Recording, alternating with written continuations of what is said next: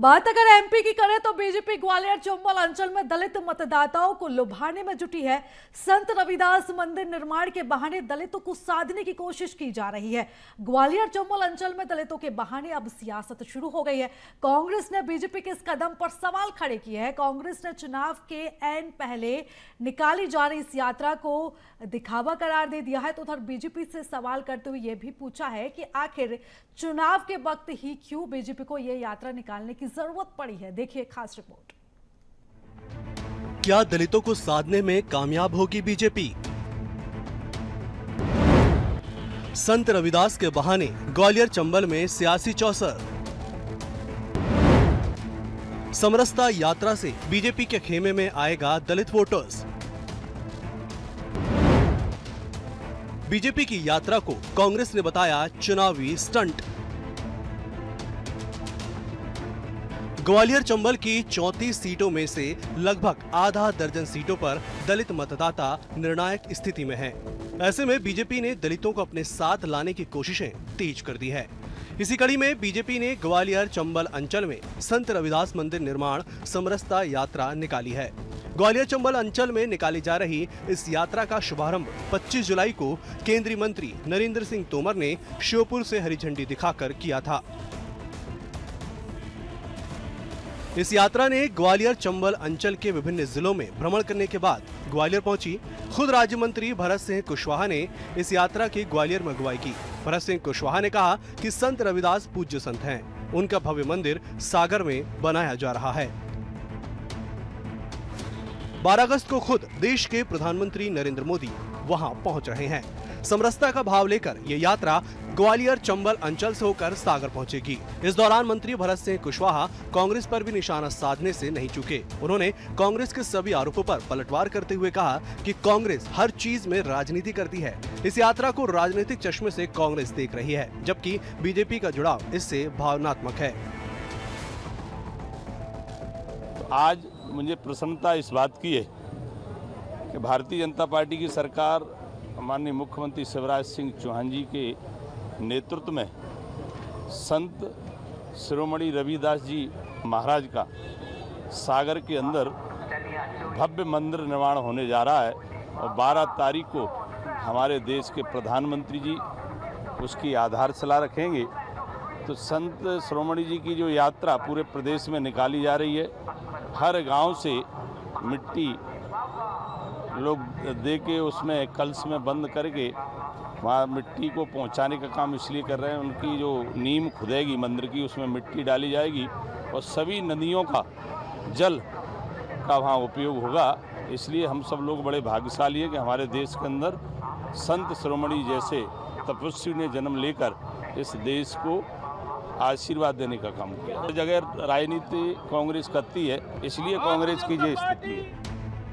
कांग्रेस संत शिरोमणि रविदास महाराज के मंदिर निर्माण का तो स्वागत कर रही है।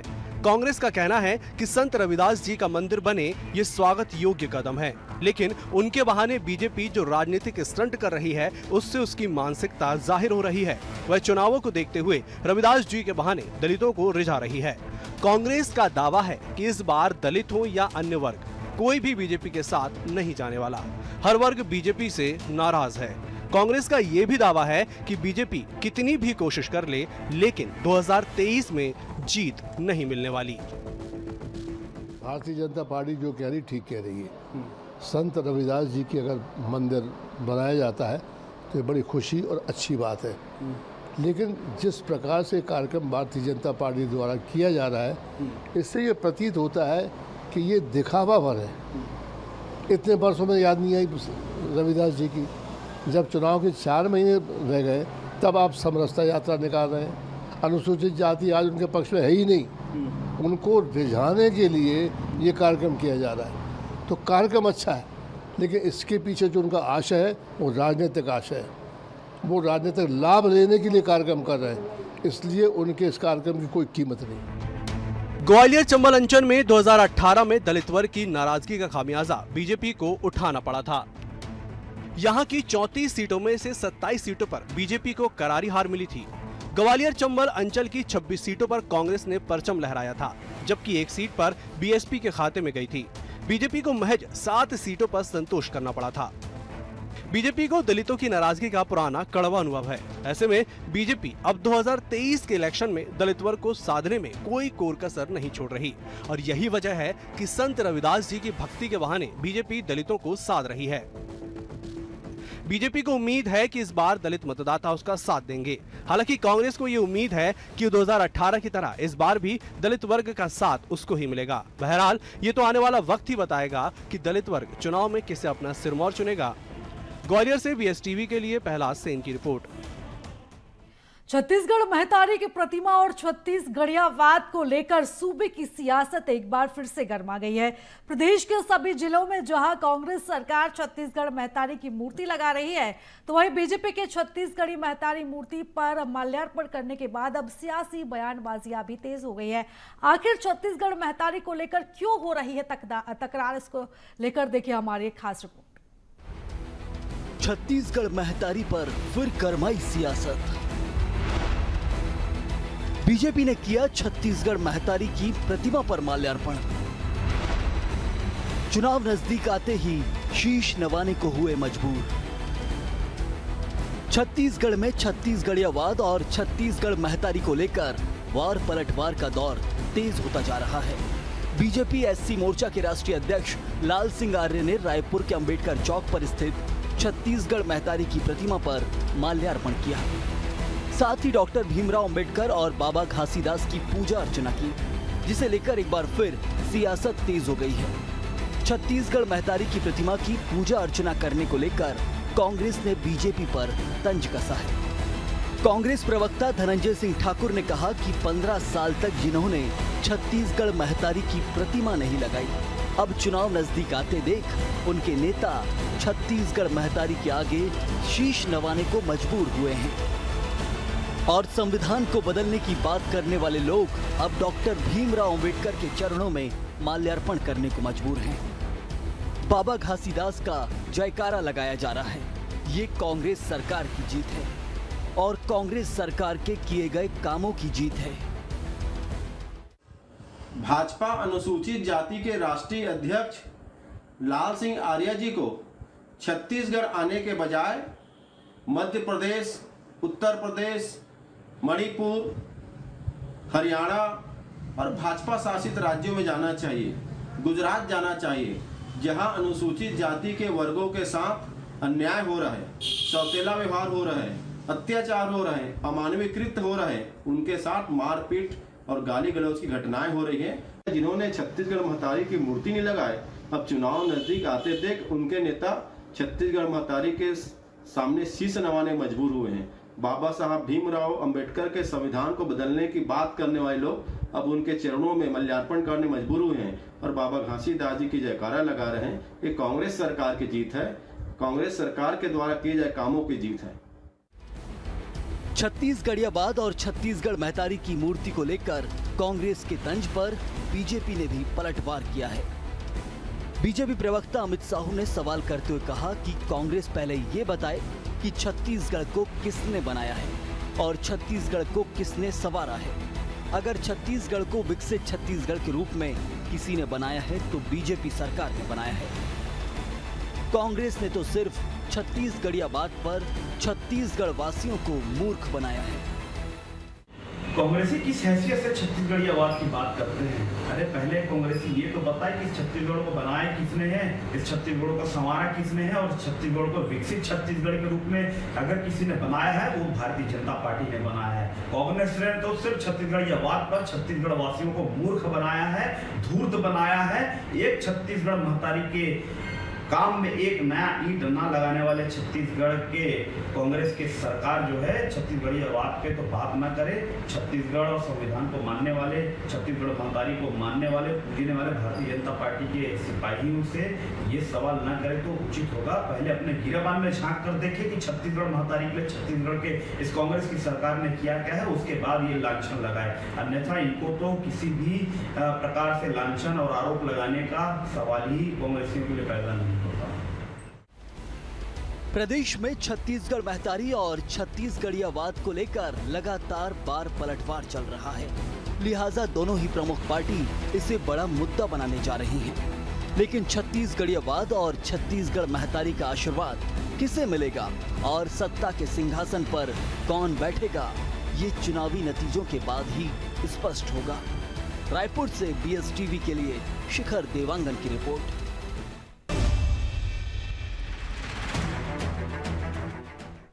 और ब्रेक के बाद आप सभी का स्वागत है। मध्य प्रदेश में इसी साल के अंत में विधानसभा चुनाव है और ऐसे में कांग्रेस हो या बीजेपी सभी पूरी तरह से हार्डकोर हिंदुत्व पर आ गए हैं। बीजेपी सरकार महाकाल कॉरिडोर की तर्ज पर अब प्रदेश में 11 कॉरिडोर बनवा रही है, तो वहीं कांग्रेस नर्मदा सेवा सेना के जरिए वोटों को साधने की कोशिश में है। आखिर क्या है कांग्रेस और बीजेपी का प्लान, देखिए हमारी इस खास रिपोर्ट में। महाकाल कॉरिडोर की तर्ज पर बनेंगे 11 कॉरिडोर। चित्रकूट में वनवासी रामपथ, ओरछा में राजा रामलोक, दतिया में पीताम्बरा पीठ कॉरिडोर तो इंदौर में अहिल्या नगरीय लोक, खरगोन में नवग्रह कॉरिडोर तो सलकनपुर में माता के मंदिर में मंदिर लोक बनेगा। ओमकारेश्वर में एकात्म धाम, सागर में संत रविदास मंदिर धाम, ग्वालियर में शनि लोक तो बड़वानी में नागलोक। कॉरिडोर बनाने में खर्च होंगे करीब 3,500 करोड़ रुपए। इधर कांग्रेस ने भी चुनाव को देखते हुए नर्मदा सेवा सेना की घोषणा की है। हनुमान जी के नाम पर वीडियो से प्रचार प्रसार किया जा रहा है और हनुमान जी का किरदार निभाने वाले अभिनेता कांग्रेस में शामिल हुए हैं। इतना ही नहीं, बजरंग सेना का भी कांग्रेस में विलय हुआ है और पूरे प्रदेश में कांग्रेस रुद्राभिषेक करवा रही है। प्रदेश में विधानसभा चुनाव काफी करीब है। केंद्रीय मंत्री अमित शाह 20 दिनों में 3 बार मध्य प्रदेश आ चुके हैं। ऐसे में राजनीतिक दल अब पूरी तरह सॉफ्ट नहीं बल्कि हार्डकोर हिंदुत्व पर आ गए हैं। शिवराज सरकार महाकाल कॉरिडोर की तर्ज पर प्रदेश में 11 कॉरिडोर बनवा रही है। कॉरिडोर बनाने में खर्च करीब 3,500 करोड़ रुपए का खर्चा आ रहा है। धार्मिक स्थलों के विकास को बीजेपी ने 2023 का हथियार बना लिया है। हालांकि बीजेपी का कहना है कि चुनाव के समय कांग्रेस हिंदू धर्म की बात करती है। देखिए, 2-3 चीजें हैं। सबसे पहली चीज तो हम यह समझ लें, धर्म, संस्कृति, हिंदुत्व, आस्था, यह सभी रेन कोट के समान नहीं है कि जरूरत पड़ने पर आपने पहन लिया और जरूरत पूरी होने के साथ उनको उतार करके खूंटी पर टांग दिया। कांग्रेस पार्टी धर्म को इसी तरीके का समझती है कि चुनाव आए तो चुनावी हिंदू बन गए, धर्म संस्कृति की बात करने लगे और चुनावों के बाद तुष्टीकरण और तृप्तिकरण की राजनीति शुरू कर दी। भारतीय जनता पार्टी का दृढ़ विश्वास है कि हमारी जो परंपराएं हैं, हमारे सनातन के जो मूल्य हैं, उनका संवर्धन होना चाहिए। हम अपने निजी जिंदगी में राजनीतिक स्तर पर तमाम तरीके से इन चीजों का संरक्षण देने का प्रयास करते हैं।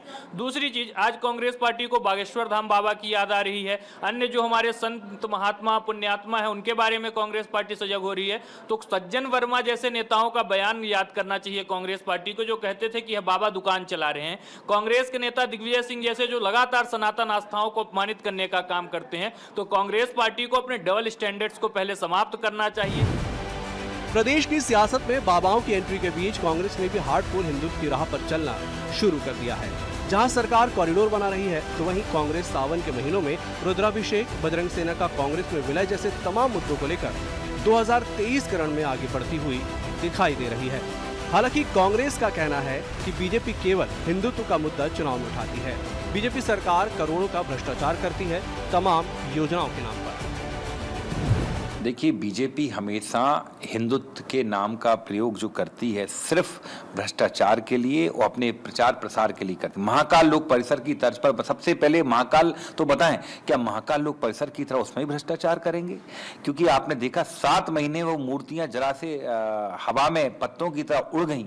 मतलब करोड़ों रुपए जहां आपने बर्बाद किया, भ्रष्टाचार किया, आप फिर से उसी तर्ज पर कॉरिडोर बनाने जा रहे हैं। तो पहले शिवराज जी जनता को ये आश्वस्त करें कि नहीं, उन कॉरिडोर का हाल महाकाल लोक परिसर जैसा भयावह नहीं होगा।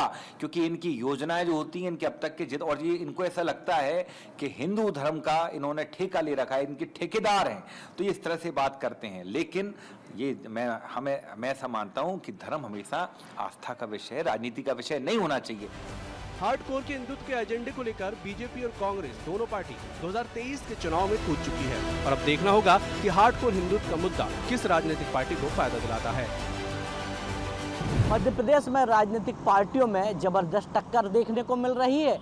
अब देखना होगा कि मध्य प्रदेश का हिंदू वोटर किस राजनीतिक पार्टी को वोट देता है। क्योंकि दोनों ही राजनीतिक पार्टी सॉफ्ट हिंदुत्व के कॉर्नर को लेकर आगे बढ़ती हुई दिखाई दे रही है। जहां बीजेपी सरकार महाकाल कॉरिडोर और बड़े बड़े कॉरिडोर बनाकर वोटों को साधने की कोशिश कर रही, तो वहीं कांग्रेस पार्टी नर्मदा सेवा और बजरंग बली के वीडियो बनाकर सामने आ रही है। कैमरामैन अफजल के साथ विवेक राणा, BSTV, भोपाल। और मध्य प्रदेश में चुनावी सरगर्मियां अब सर चढ़कर बोलने लगी है। तमाम पार्टियों ने अब अपनी अपनी सक्रियता पूरी तरह से बढ़ा दी है। जो एक तरफ कांग्रेस 2018 में मिली जीत को लेकर एक बार फिर से कॉन्फिडेंट है, तो वही 2018 के प्रदर्शन को सुधारने के लिए बीजेपी में भी अब कवायदें तेज हो गई है। 2018 में हुए नुकसान की भरपाई के लिए बीजेपी ने रणनीति को तैयार कर लिया है। देखिए खास रिपोर्ट। 23 के लिए सियासी दलों ने अपनी कमर कस ली है। बीजेपी के चाणक्य कहे जाने वाले केंद्रीय गृह मंत्री अमित शाह MP चुनाव पर नजर बनाए हुए हैं। बीते दिनों शाह की 2 क्लासें भोपाल के बीजेपी मुख्यालय में हो चुकी हैं, तो वहीं इंदौर में भी शाह ने संगठन के नेताओं को जीत का मंत्र दिया था। शाह के मंत्र के बाद अब बीजेपी का फोकस कमंतर वाली सीटों पर है। इसके लिए बीजेपी खुफिया तौर पर इंटरनल प्रभारियों की भी नियुक्ति कर रही है। ये खुफिया तंत्र बीजेपी को उन सीटों का हाल बताने का काम करेंगे, या फिर ये कहना ज्यादा मुफीद होगा कि ये इंटरनल प्रभारी पार्टी को इन विधानसभाओं का सर्वे रिपोर्ट दे रहे हैं। पार्टी पहले भी सर्वे पर अपना रुख साफ कर चुकी है, यानी बीजेपी में इस बार सर्वे ही सर्वोसर्वा रहने वाला है। ऐसे में साफ है कि विधानसभा चुनाव में बड़े नेताओं पर भी तलवार लटकती हुई दिखाई दे रही है। देखिए, ये रणनीति का विषय है। हमारी रणनीति बन रही है हमारे नेतृत्व के मार्गदर्शन में। हम किस प्रकार से चुनाव लड़ेंगे आप ये देखिएगा। हम विकास के दम पे लड़ेंगे, विकास के मॉडल के साथ लड़ेंगे, हमारे नेतृत्व के मार्गदर्शन में लड़ेंगे। लेकिन जरूरत है कांग्रेस को समझना होगा क्यों कांग्रेस के नेता एक के बाद एक सभाएं रद्द कर रहे हैं। पहले खड़गे जी आते हैं, सूचना फैलाई जाती है, फिर खड़गे जी का दौरा रद्द हो जाता है। फिर राहुल गांधी जी की सूचना फैलाई जाती है कि राहुल गांधी आ रहे हैं, फिर राहुल गांधी अचानक मना कर देते हैं। तो ये घबराहट किसकी है? कांग्रेस पार्टी घबराई हुई है, हारी हुई है। चुनाव समिति हमारे जो तय करती है कौन चुनाव लड़ेगा। भारतीय जनता पार्टी में प्रत्येक नेता कार्यकर्ता की हैसियत से चुनाव लड़ता है। कार्यकर्ता को पार्टी नेतृत्व प्रदान करती है, उसको टिकट देगी, उसको चुनाव लड़ाएगी। हमारा जो मार्गदर्शन मंडल है वो तय करेगा। 7 ऐसी सीटें थी जिन पर जीत का अंतर 1000 से भी कम रहा। ग्वालियर साउथ, सुवासरा, राजनगर, दमोह में जीत हार का अंतर 1000 वोटों से भी कम रहा था।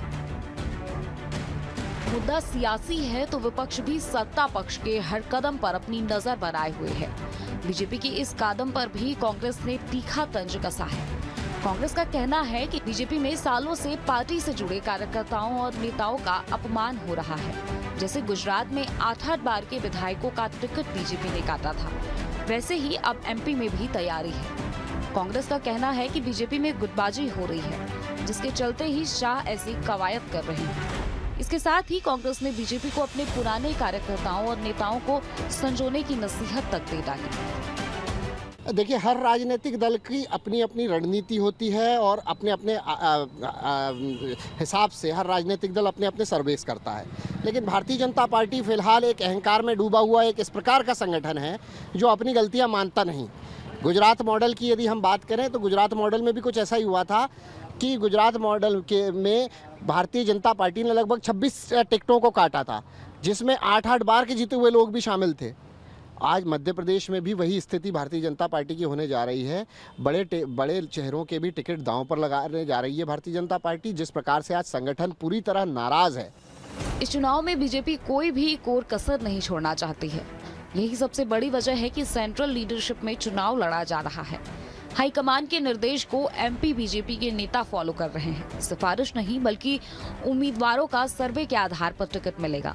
ऐसे में जिन सीटों पर बीजेपी कमजोर है वहां बड़े फेरबदल किए जा रहे हैं। यह चुनावी कसरत कांग्रेस की तरफ से भी जारी है। सभी सियासी दल जीतने की कोशिश कर रहे हैं, लेकिन जनता ही 2023 में पार्टियों का भविष्य तय करेगी। BSTV के लिए भोपाल से प्रखर जैन की रिपोर्ट। और चलिए इसी के साथ तेज की तिलिस्म में आज के लिए बस इतना ही। दीजिए इजाजत, नमस्कार।